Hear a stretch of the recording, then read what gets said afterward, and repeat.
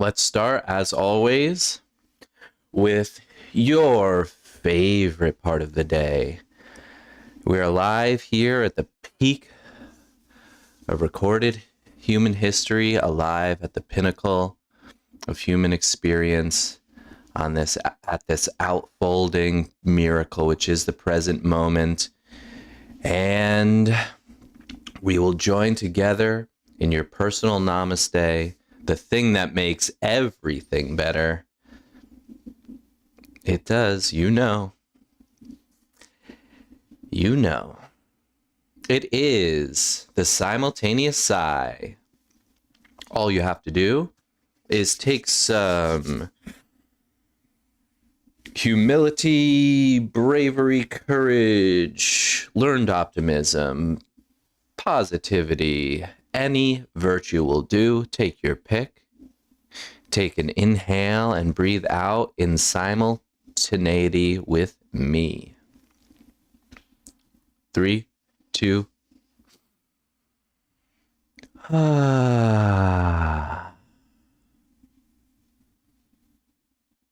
Did you feel that?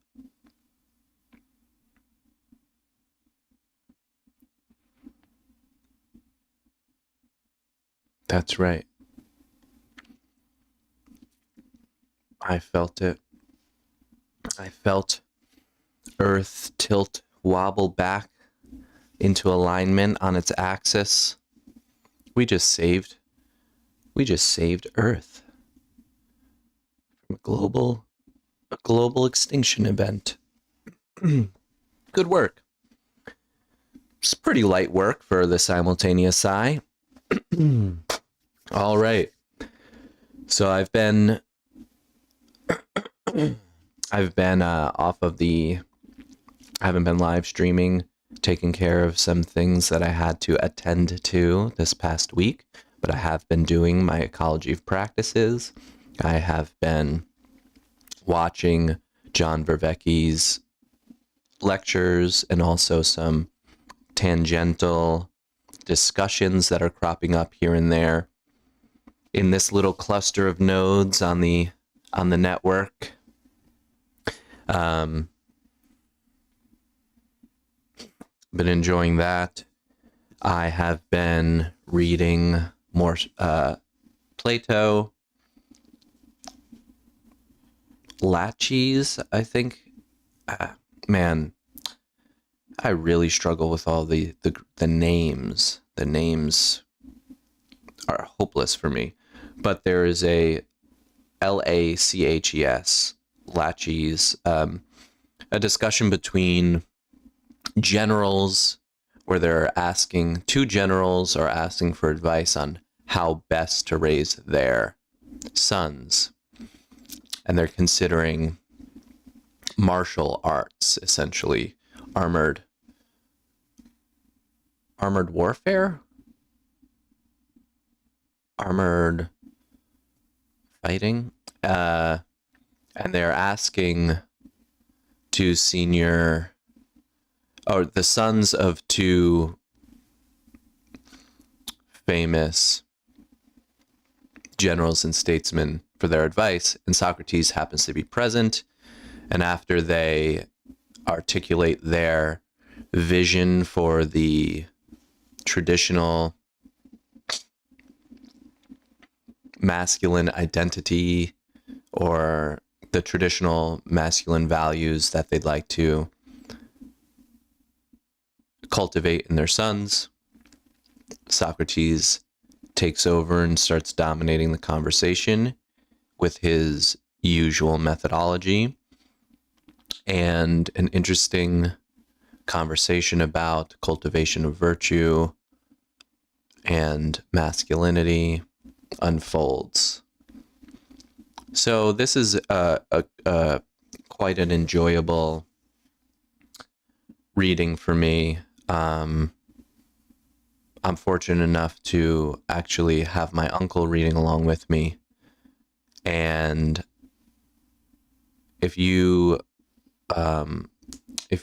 am looking for people to join me in my reading and to participate in discussions with me. So if you are reading Plato, if you're following along with the lecture series with After Socrates, please do reach out. Write something in the comments, get in touch with me, and let's have a little dialogue, and let's see if we can approach dialogos. We can aim at it. We can definitely aim at it, that's for sure. Okay, so without further ado, let's get into a practice here.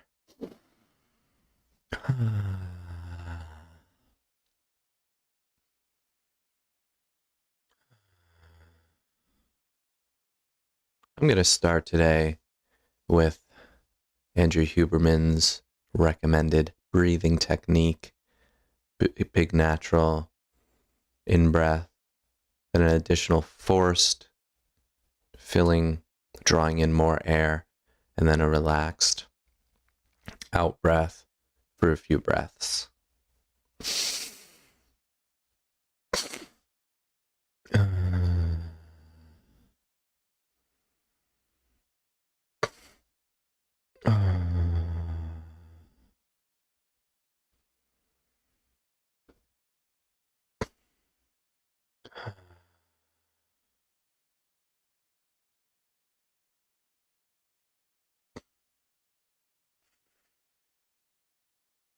Okay, nice and alert and oxygenated. It's a good way to start. And I will start with my rocking to center my posture here. Forward and back, feeling as I cross my center forward, pass it, going back, and slowly rock into it as I feel where that center is.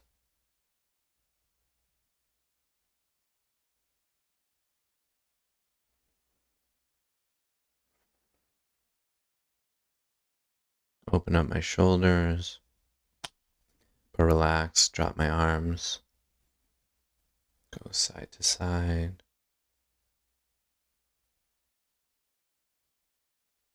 Feeling my way into the center of my posture.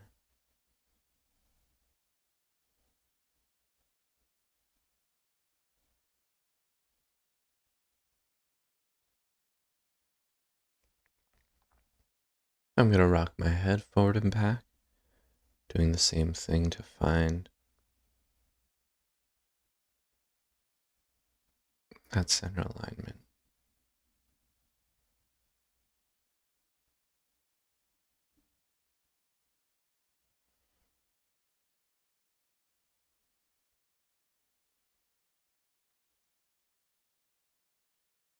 Breathing deeply into my belly,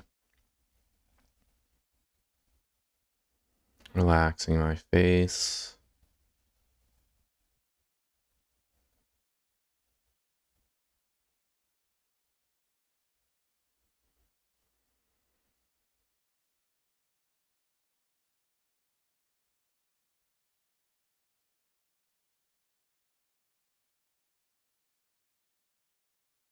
And I'm going to engage in a mindful, contemplative practice where I examine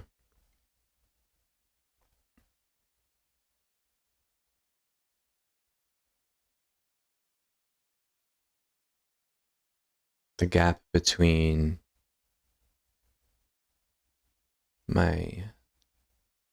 how I regard myself, my mental models of myself, how I perceive myself, and my true objective self. And, oh, my phone was ringing, but that stopped.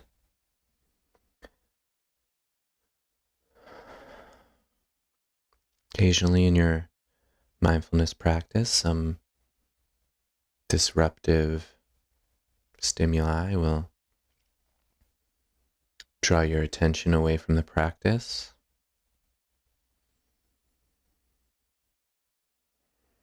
important to observe as that happens. We can always return to the breath and to the present and return back into the practice.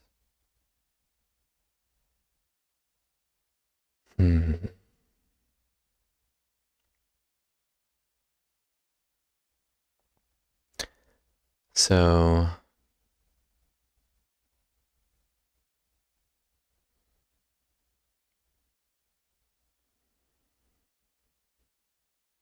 I'm going to take a moment to appreciate and acknowledge the reality of the way my understanding of myself is limited because of the unknowable volume of things there are to know about myself. All of the facts.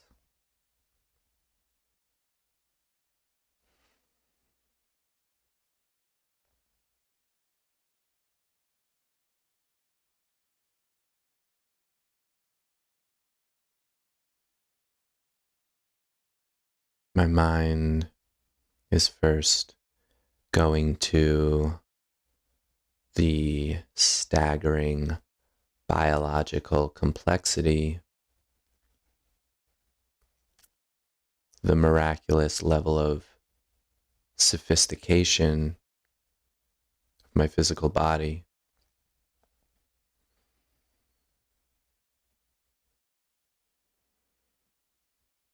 Thinking of the body of knowledge in biology, medicine, chemistry, molecular physics, all of these staggeringly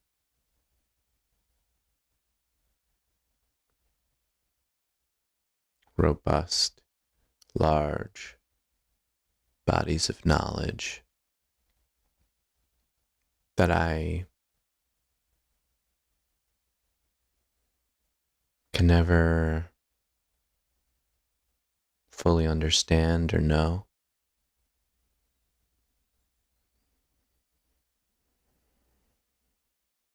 And then outside of that, another whole set of things that we don't know, we don't yet know, that aren't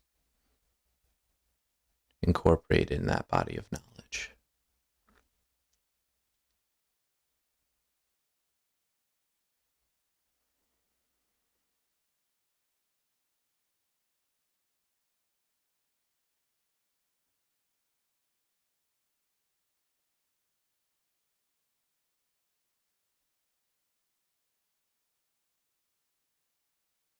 All of the facts that I don't know about myself.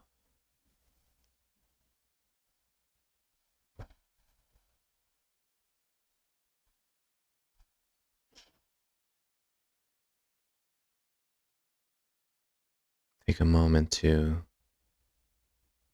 settle into an appreciation and acknowledgement of the truth in this. An appreciation for it. There's so much I can't know about myself.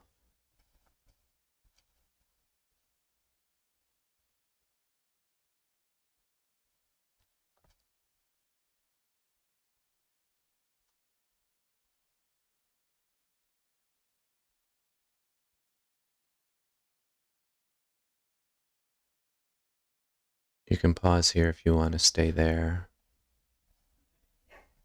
but I'm going to move on to an appreciation of all of the things, all of the ways in which circumstance prevents me from a full knowledge of myself.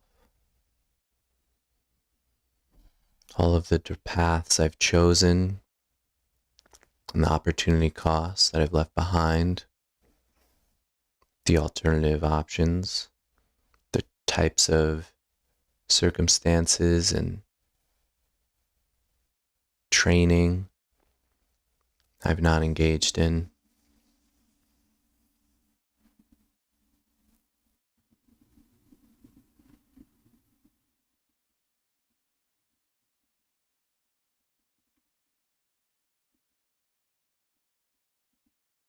The time period, all of the tests I have escaped by virtue of fate,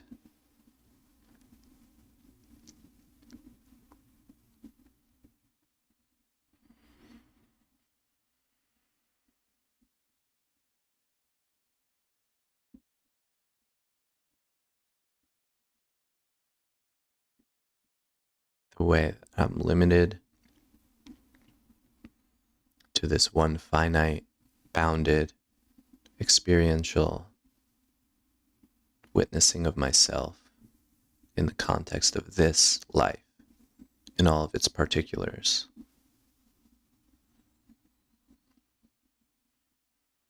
And the way that this type of fate limits my self-knowledge.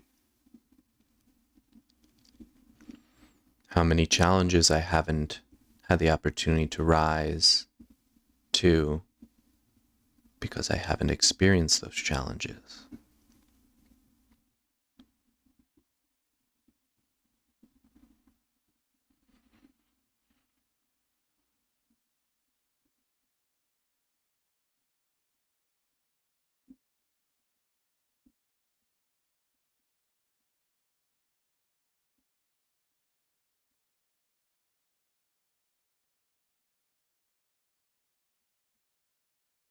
How my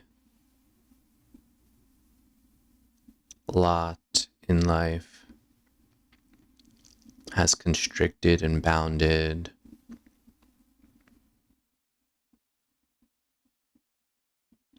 a specific, particular path of self-knowledge.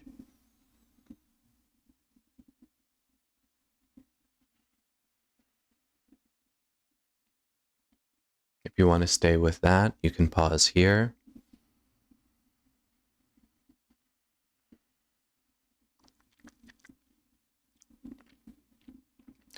And third,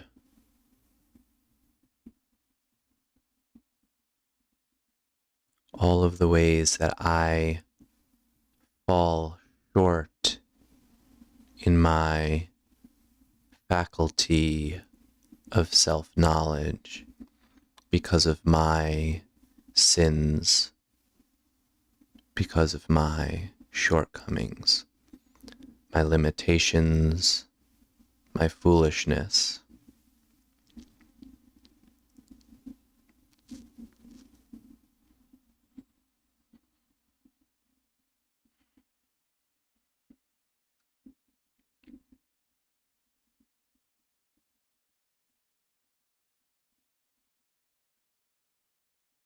Imagining a vast set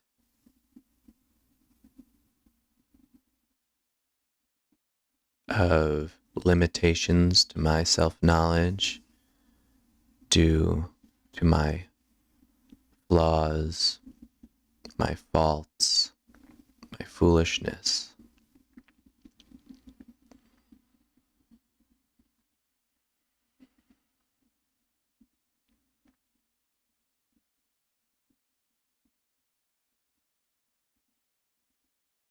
Not judging, condemning myself for these things, but merely coming into awareness and appreciation for the scope and the size of that set of things.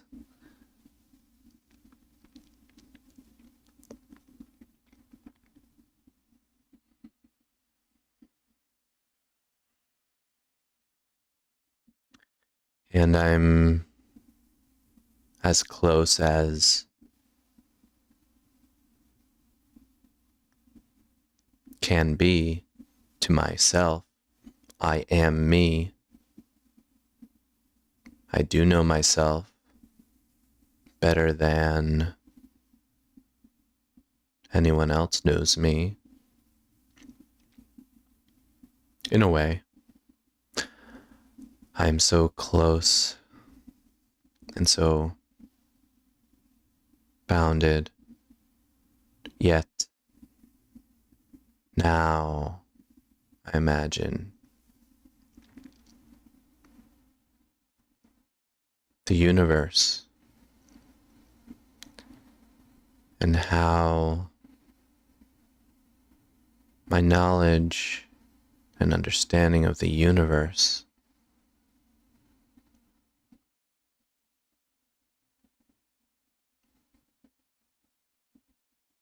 is limited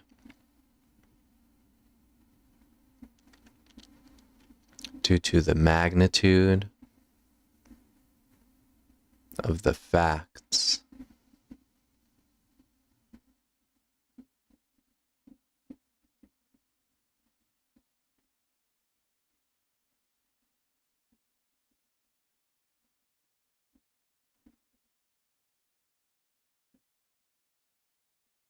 how all of human knowledge is limited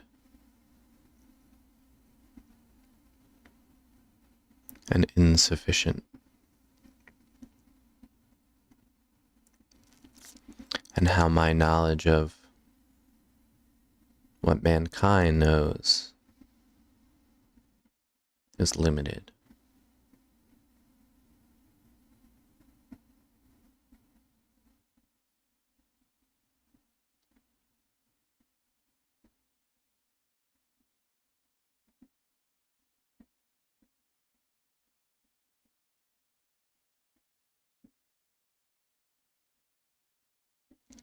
Now, imagining how I am limited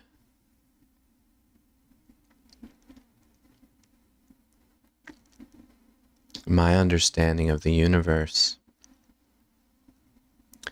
because of the particular specific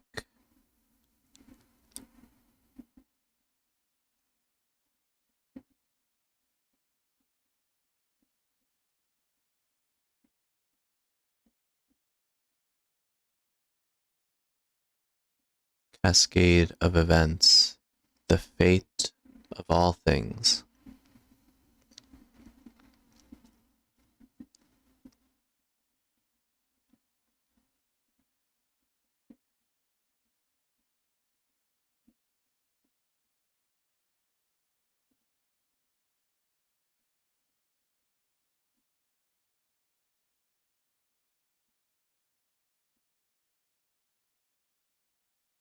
And my limitations of knowing the universe because of my foolishness.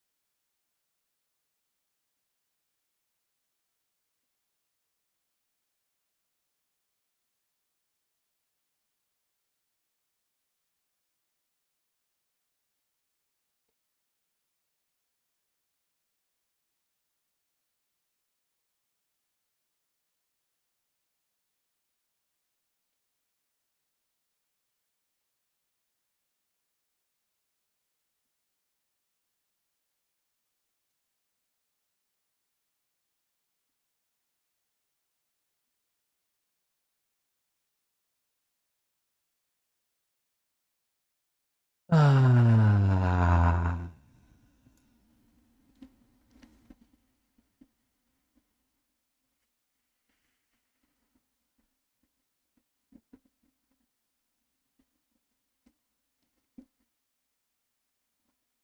I have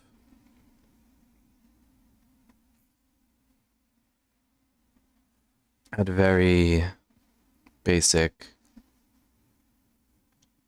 feeble attempts at entering in and participating in discussions with people in a more Socratic mode and methodology. So far, I've only been able to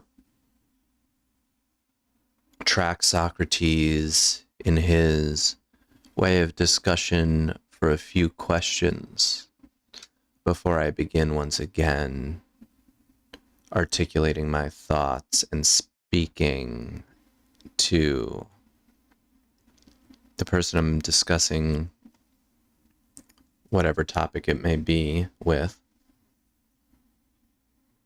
in my usual way of articulating preconceived ideas and relaying to them a mental model,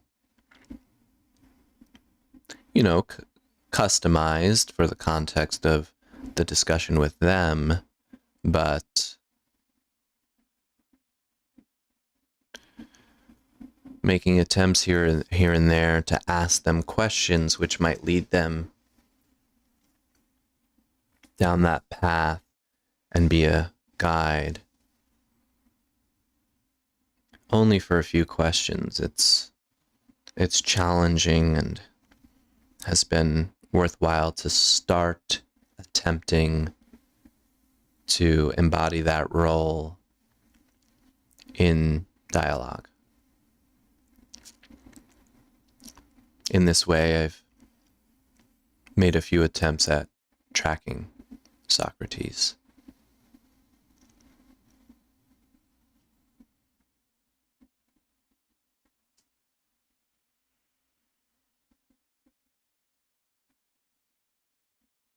I checked for that dialogue to dialectic, one of the books that John mentions. It's an academic book. I'm looking over at my notes on my desk, but you should be watching along in the lecture series if you're watching this, so you've got your own notes, and my library was unable to locate it, so I'm going to try another library system and see if I can get my hands on it. In the state of Connecticut, where I was at the time, there are only 2 copies in the whole library database that my local library was checking. But thankfully, I spend time in several different library systems, so I've got options.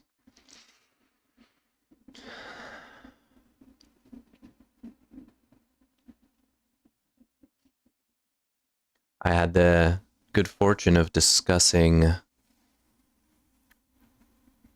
some of my personal experiences with Ken Lowry, who is a member of this constellation of nodes in the network, who I've had the pleasure of speaking with on my channel.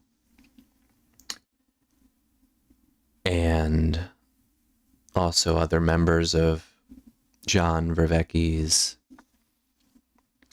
community, about my experiences tracking Socrates in this way so far. That has been beneficial, and I'm going to continue to seek out those experiences for myself.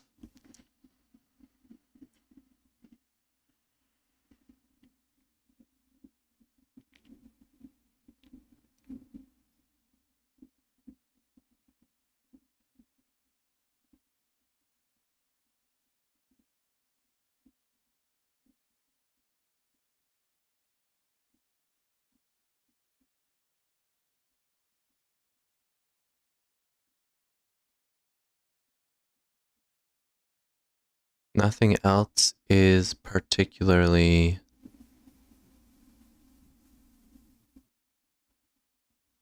noteworthy or coming to mind for me right now.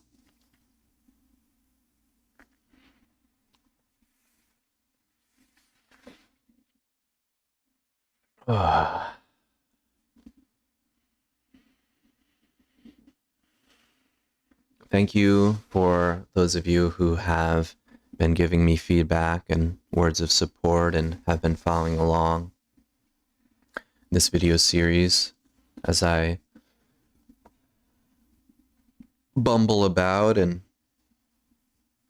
share my crude attempt at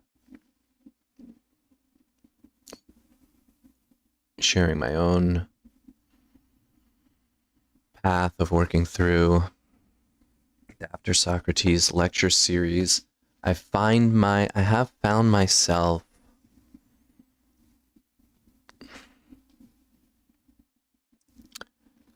sort of craving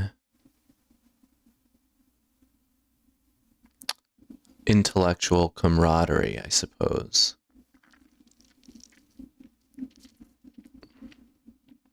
And feeling a bit of loneliness of not having a in-person community to discuss and explore these things with. But I do think that in a way it's like an emotional attunement and sensitivity to what might be my own awakening in the meaning crisis landscape.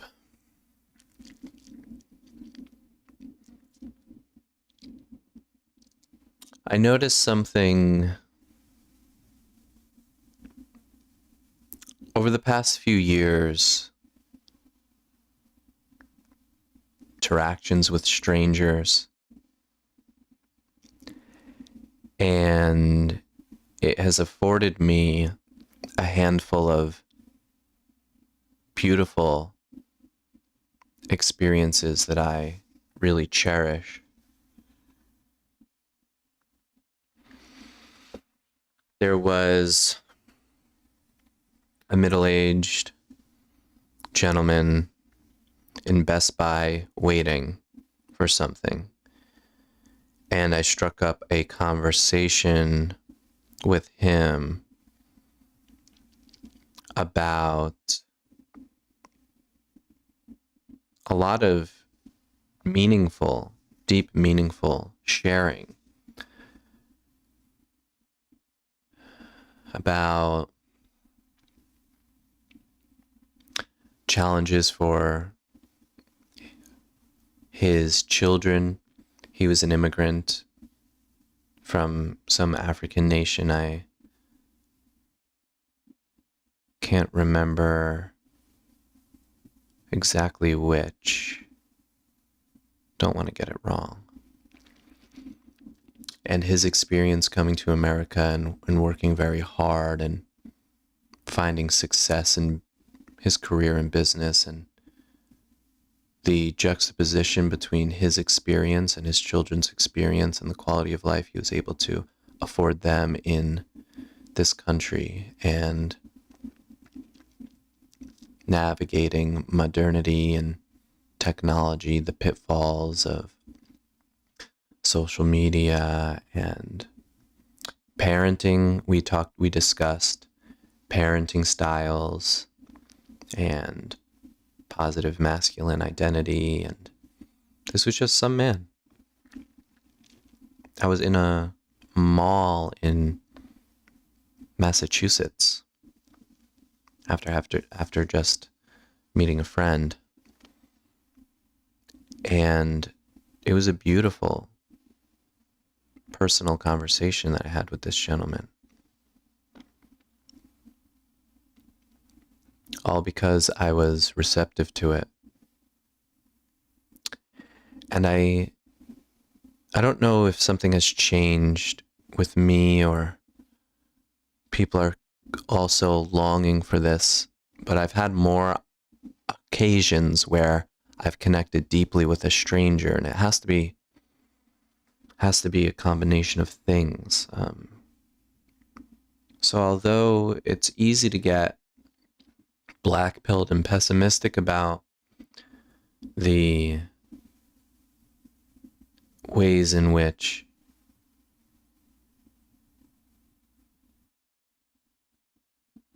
our society is adopting technology and how that's putting barriers between us, there are folks who really seem to be craving that. And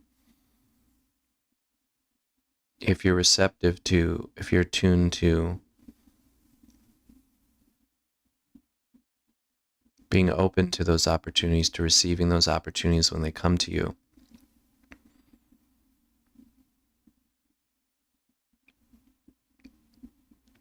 it's really meaningful. Sometime last year, there was an incident in the news where some U.S. Marines were killed. I believe it was it during the Afghanistan withdrawal, perhaps? Anyway, I was alone at a bar, and there was an older man sitting alone as well, and I struck up a conversation with him, and he ended up telling me all about his experience in the Vietnam War, and that he came out to the bar. He doesn't drink much and he doesn't go out much, but he came out to pour a drink and set it on fire. He was a helicopter pilot, and that's what his men did when they lost one of their own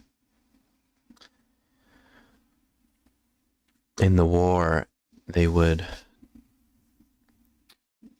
set a shot glass on fire, as many shot glasses as men they had lost, and that's what he came out to do. And that was a beautiful, incredible experience for me, a great conversation. And I hope that he's doing well. So it's not hopeless. If we're deliberate about connecting with each other when these opportunities arise, well, I'm setting out to take personal responsibility for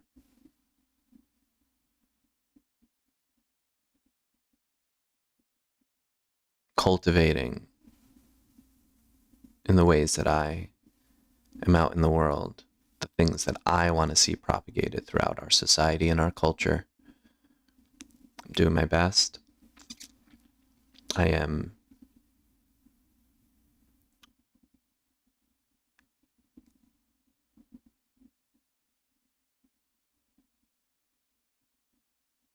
performing unsatisfactory in this effort in many ways, but I'm still striving.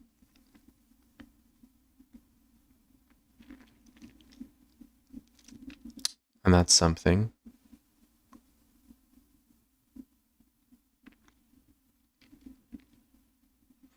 Reading the great works of the Western world so I can better understand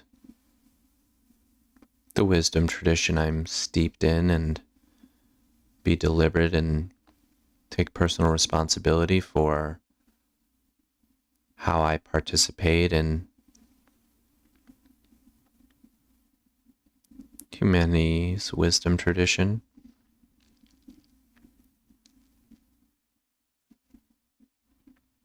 Cultivating virtue in myself to the extent that I can. And I gave advice to a friend of mine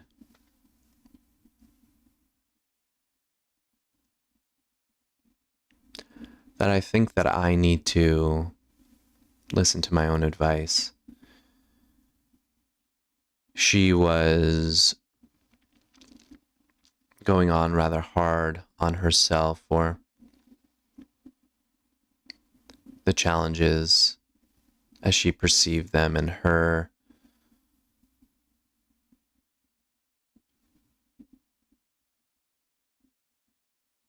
I guess confusion and misdirection. I don't know. I guess the lack of clarity she had on what she wanted or how realistic. I guess the reconciliation of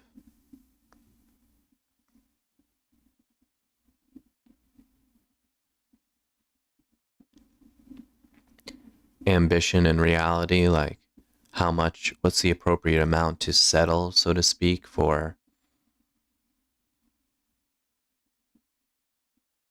what one does have. And I said, you can only take so much responsibility for what's going on. Sometimes you just have to step out into the world, take a look around, and realize this whole place is a mess. It's not just me.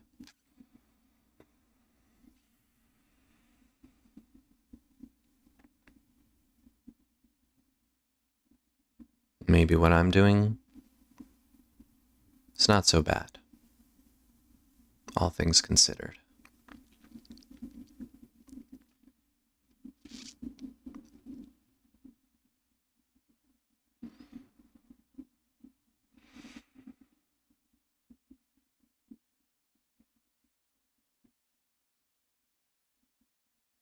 Focus on what is within my control.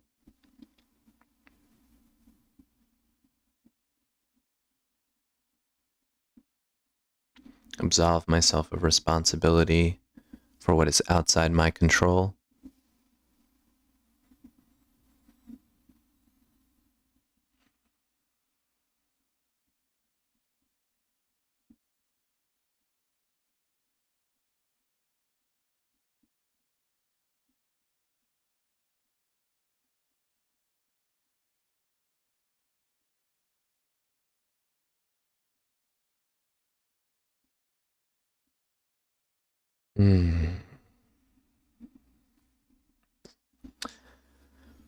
Thanks for being here. Thanks for listening.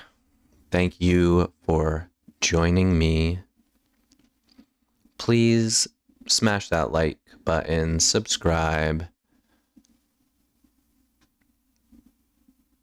comment down below.